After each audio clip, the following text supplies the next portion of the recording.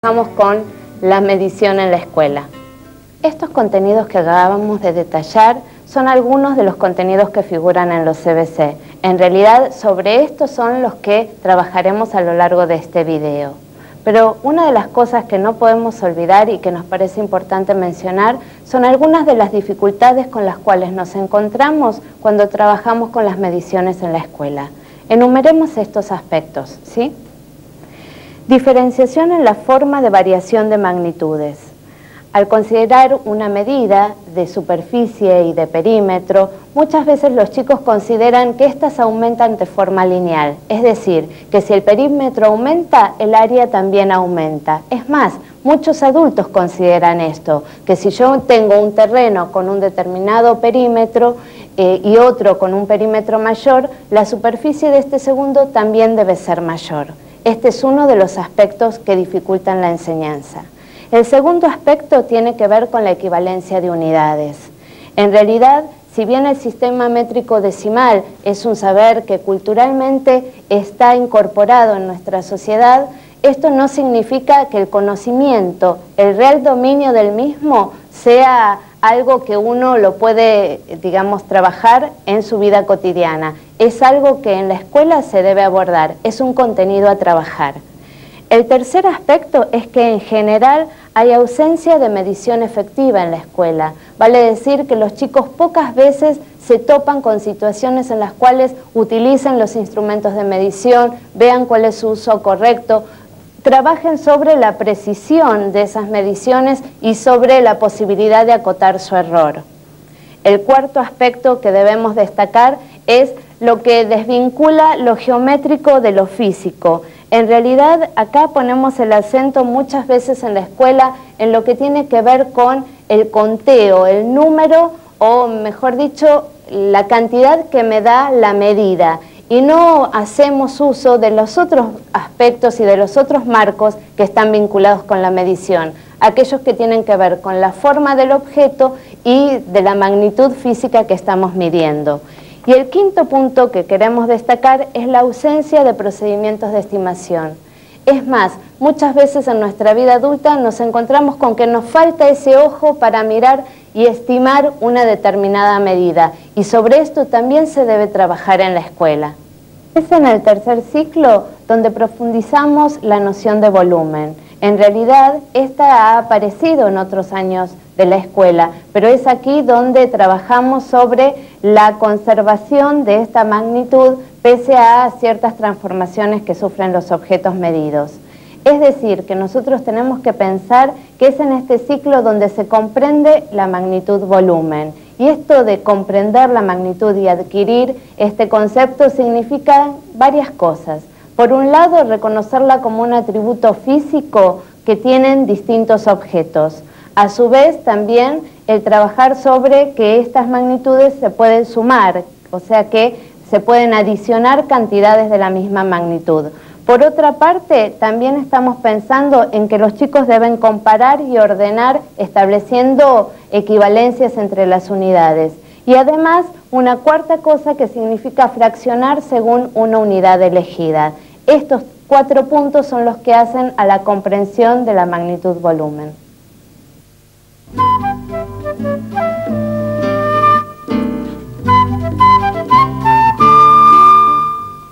Como ya mencionamos, una de las dificultades que nos encontramos al trabajar con las magnitudes espaciales en el aula es que los chicos relacionan estas pensando que a mayor perímetro, mayor área, que a mayor área, mayor volumen. Entonces decidimos preguntarles a los chicos, antes de presentarles la situación de aula, sobre qué sucedería con el volumen de 2 cilindros que se forman a partir de la misma hoja de papel. El planteo que les hicimos es, tenemos hojas tamaño carta, ¿qué pasa con el volumen de este cilindro, el que formamos con la hoja en este sentido, y qué pasa con el volumen de este cilindro, el que formamos con la hoja en vertical? La realidad nos muestra, o mejor dicho, las conclusiones a las cuales llegaban los chicos eran estas. Y es igual porque se usó la misma hoja, pero los cilindros quedan de diferente forma. Iguales, porque usaste la misma hoja de papel.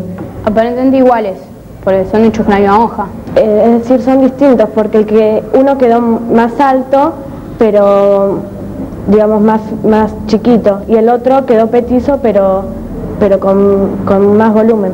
Igual, y porque capaz que en este es más ancho pero es más corto, y este es más largo pero es más finito. No sé, pero quizás si cortáramos un poco, si lo ancháramos, no, pero no, es distinto.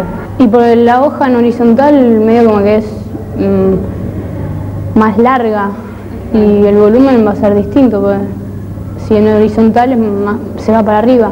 Como pudimos observar, los chicos tienden a pensar que si la superficie del cilindro, la superficie lateral del cilindro es la misma, entonces el volumen de estos cilindros es igual. Y la realidad muestra lo contrario. La verdad es que los volúmenes de estos cilindros varían, ya que la forma de los cuerpos es distinta. Vale decir que lo que vamos a hacer ahora para mostrar en situación de aula es ver a qué conclusiones llegaban los chicos cuando tenían la posibilidad de medir esos volúmenes, de calcularlos y entonces sí observar, digamos, a qué conclusiones llegaban. El docente presenta los dos cilindros, les da las hojas de papel a los chicos con los instrumentos cotidianos del aula, la escuadra, la regla, estas hojas de papel, arman los dos cilindros y comienzan el cálculo. Una de las cosas que se les recordó eran cómo se calculaba el volumen y cuáles eran las fórmulas de las superficies laterales de los cilindros. Vemos que ellos utilizan en todo momento la regla y la escuadra como instrumentos de medición. No encuentran otros instrumentos, tampoco se les ocurre el pensar en otros instrumentos para medir. Sigue estando relacionada la magnitud-volumen a la longitud. Cálculos, fórmulas. Y aquí empiezan a aparecer en la hoja las primeras contradicciones, aquellas que vienen a contradecir lo que ellos pensaron intuitivamente, que los volúmenes de los dos cilindros eran iguales.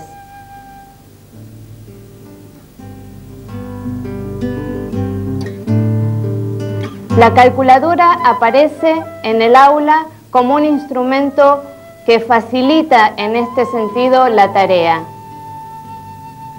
El docente, una vez terminados los trabajos, toma nota y escribe en el pizarrón tratando de armar un cuadro sobre la memoria de la clase.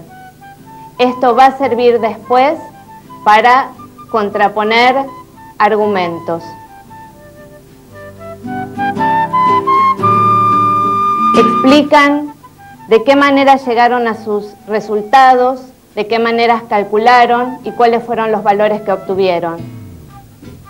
En todo momento, la situación intenta mostrar que hay algo que se contradice con lo que ellos pensaron. Es más, una de las expresiones de los chicos es, quizás medimos mal, porque todavía no logran interpretar el por qué encontraron distintos volúmenes. El docente sugiere cómo va a seguir la clase en otro momento. En esto, digamos, lo que pudimos ver es que la situación favorecía que los chicos encontraran en el volumen una magnitud distinta que la de longitud. Esta idea de que a diferentes formas puedo tener distintas medidas de una magnitud es algo que los chicos no habían incorporado hasta ese momento. Si bien ellos sabían cómo calcular el volumen de un cilindro, si bien ellos conocían las fórmulas, en realidad esto de a distinta forma, distinta medida de la magnitud-volumen, no lo habían podido confrontar.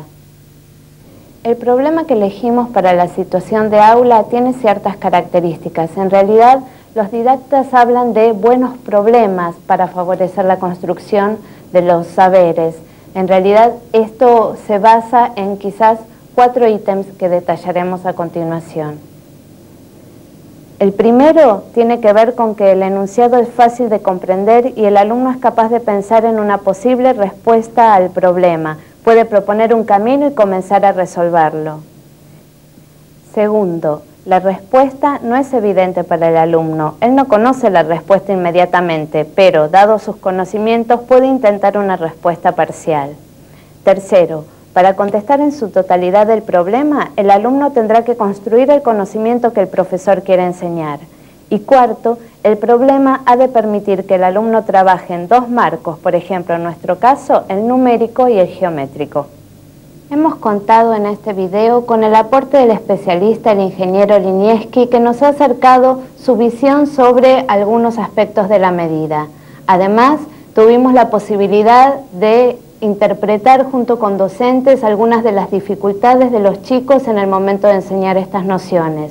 Y también contamos con algunas de las ideas que los chicos tenían frente a un problema relacionado con la medida.